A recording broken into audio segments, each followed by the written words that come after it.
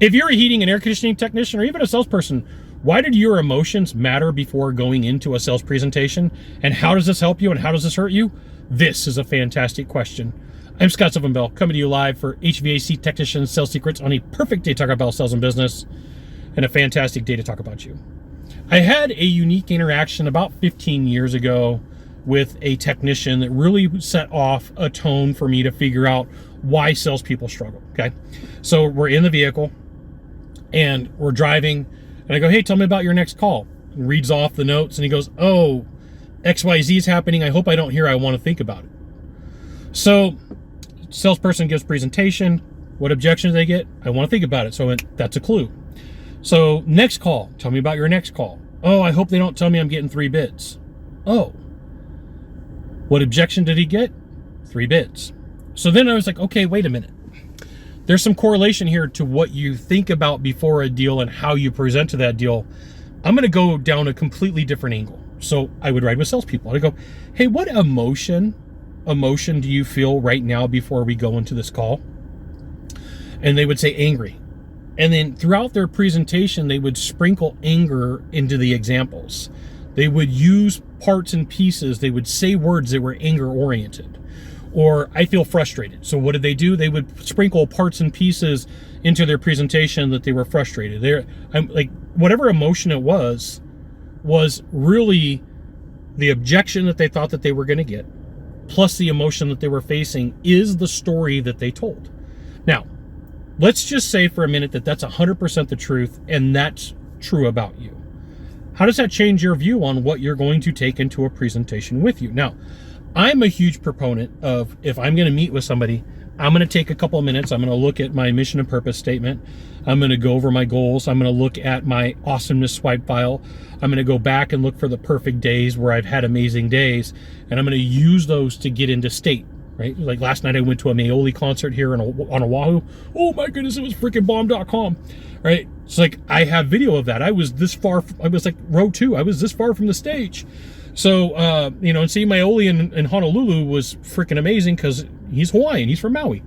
So, like, all of that is, like, I got good emotions right now. This would be a perfect time for me to go give a presentation. Now, here's the thing. If you want to be better at sales, you want to be good at what you do, you should absolutely join my email publication. Go to this URL, type it into a browser, drop in your name, your email address, maybe your phone number. I'll give you the goods. Not in the Facebook group, not in the YouTube channel, which means private coaching, private training, discounted coaching, discounted training. It's an email publication. You'll freaking love it. And occasionally I try to sell you stuff. So what you feel or what you don't feel or what you think or what you don't think before your sales presentation really matters. And so if you're in the middle of a sales slump and you're like, Scott, hi, my name is fill in the blank and I'm in a sales slump, I would encourage you to really take 15, 20 minutes before you jump into a sales call and figure out what you need to do and what you need to be, right? Maybe do some push-ups, maybe watch some stand-up comedy, maybe, pray, maybe like whatever your go-to move is to erase negative emotions or to erase fear. Maybe you're gonna anchor a feeling or an emotion like Anthony Robbins teaches or neuro-linguistic programming teaches, where you take that thought or that feeling and you think about it and you expand that feeling till you get chicken skin, as they call it, or AKA goosebumps, right? And you figure out what you're going to say and what you're going to do. If you're super frustrated right now, if you're super lonely, if you're angry, if you got any of these negative emotions, it's a time for a timeout. Maybe you need a therapist. Maybe you need to have a conversation with a mentor or a coach, but not get caught up in all the negativity and all the things that are going on in your life. Because what will happen is you're going to take those words about that feeling and emotion and you're going to interject them as you're having conversations with people and as you're talking. So if nobody ever tells you this and you're like, I don't know why I missed that sale, there's a thing called psychological priming, okay? So one of the best movies on this is called Focus. It's from 2015 with Will Smith. There's a gambling scene. So if in the beginning of your presentation, you're talking about frustration, in the middle, you're talking about frustration, and the end, you're talking about frustration, what's going to happen is that presentation had the feel of frustration to it, right? Now, on the other hand, let's say we're talking about excitement and wanting to do business in the beginning, in the middle, and in the end.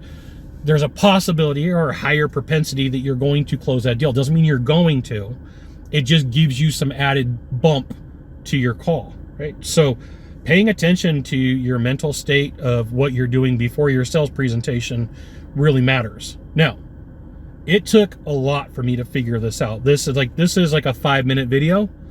This took me months, if not years, to get this dialed in. So you're getting squash time. You're getting me to collapse time for you to give you real world training.